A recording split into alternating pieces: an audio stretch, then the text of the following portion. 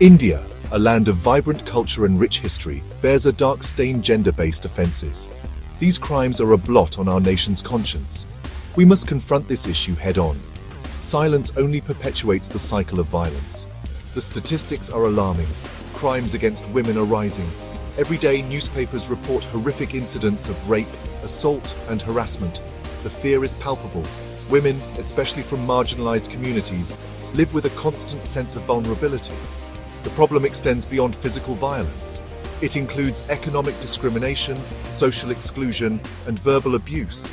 Patriarchal norms are deeply ingrained in our society, often manifesting as everyday sexism.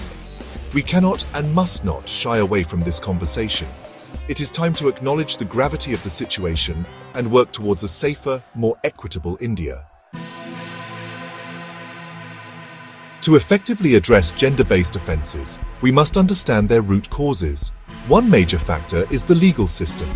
The new Bharatiya Nyaya Sanhita, while a step forward, has gaps. It lacks comprehensive protection for men and transgender individuals from sexual assault. Social structures also play a role.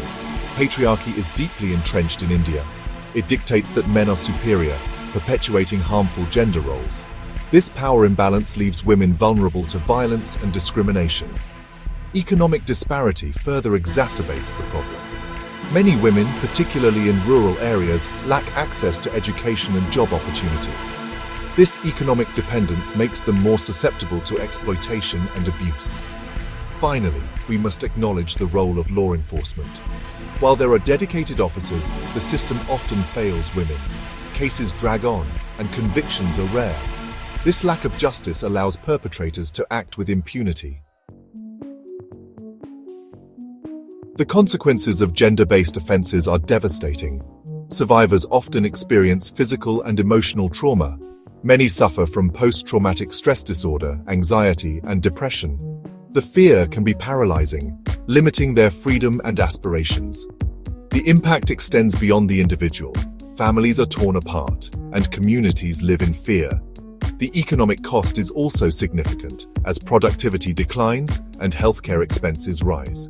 We must also recognize the plight of the LGBTQ+ community. They face unique challenges, often experiencing discrimination both within and outside their homes. The lack of legal protection for same-sex relationships makes them particularly vulnerable. It is time we stopped viewing these as mere statistics. These are real people with real lives and real pain. Their stories deserve to be heard, and their suffering must end. Creating a safer India requires a multi-pronged approach. We need stricter laws, but also a change in societal attitudes.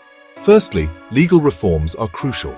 The BNS must be amended to include gender-neutral language and provisions protecting all individuals from sexual assault, regardless of gender identity or sexual orientation. Secondly, empowering women economically is essential. This includes promoting education, skill development, and entrepreneurship opportunities.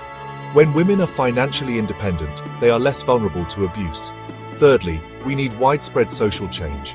This involves challenging patriarchal norms, promoting gender equality, and engaging men as allies in this fight. Lastly, strengthening law enforcement is critical.